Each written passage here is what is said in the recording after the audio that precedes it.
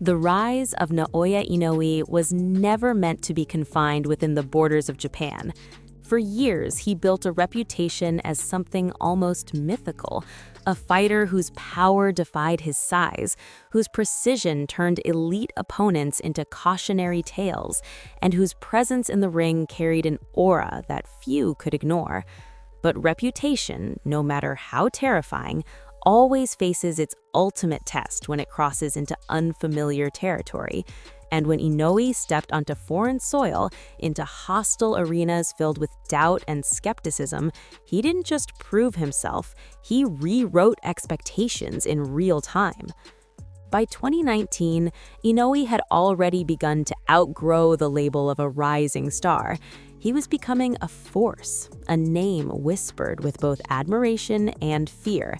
Yet, stepping into Glasgow to face Emmanuel Rodriguez in the World Boxing Super Series semifinal wasn't just another fight, it was a defining moment. The stakes were immense, titles were on the line, legacy was in motion, and waiting beyond was a clash with Nonito Donaire, a veteran legend who represented the old guard of the sport. The tension surrounding the fight had already reached a boiling point before a single punch was thrown. Emotions spilled over during fight week, with camps clashing and pride hanging thick in the air. While Inoue remained composed, the storm around him only seemed to sharpen his focus. He entered the ring not just as a champion, but as a man carrying quiet intensity, ready to let his fists speak louder than any pre-fight chaos ever could. From the opening bell, Rodriguez showed courage. He pressed forward, refusing to be intimidated, attempting to disrupt the rhythm of a fighter who had dismantled so many before him. For a brief moment, it looked like this would be a true battle, a clash of undefeated champions willing to trade fire in the center of the ring. But what unfolded next was something far more brutal than competitive. Inoue adapted with terrifying speed. His movements sharpened, his timing became surgical, and then came the shift, the moment when the fight tilted irreversibly. A perfectly placed punch cracked through Rodriguez's defense, sending shockwaves through the arena. For the first time in his career, Rodriguez found himself on the canvas, and in that instant, the myth of invincibility shattered. But Inoue wasn't finished. He never is. What followed was a display of controlled destruction. He hunted with precision, cutting off escape routes, reading every reaction, every hesitation. Another devastating blow landed, this time to the body, folding Rodriguez in a way that revealed just how much damage was being inflicted beneath the surface. The crowd, once hopeful for a competitive showdown, now watched in stunned silence as the inevitable unfolded. 3 knockdowns in the same round, a statement so loud it echoed far beyond Glasgow.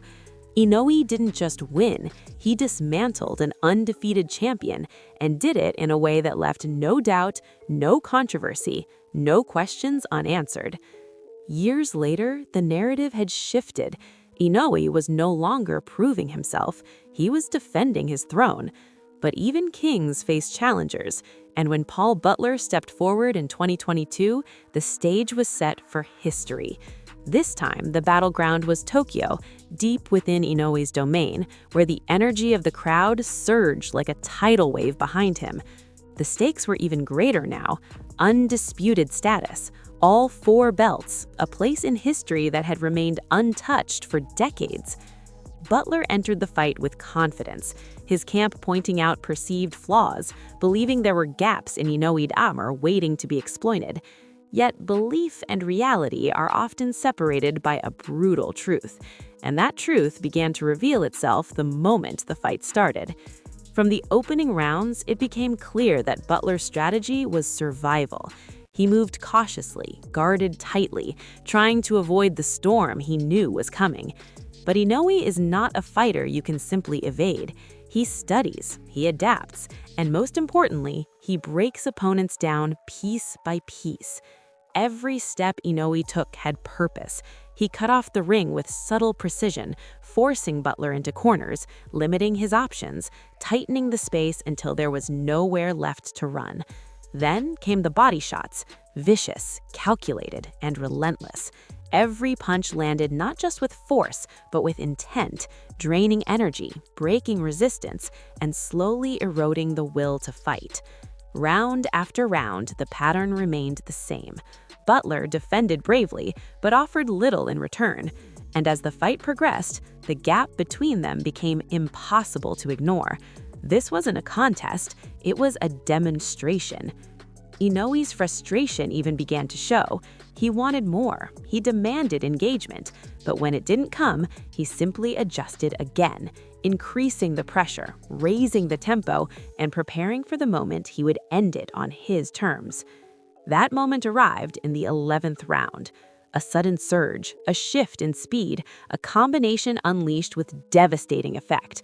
The final blow cracked through Butler's defenses, sending shockwaves down to the canvas and signaling the end of a fight that had been slipping away from him since the very beginning.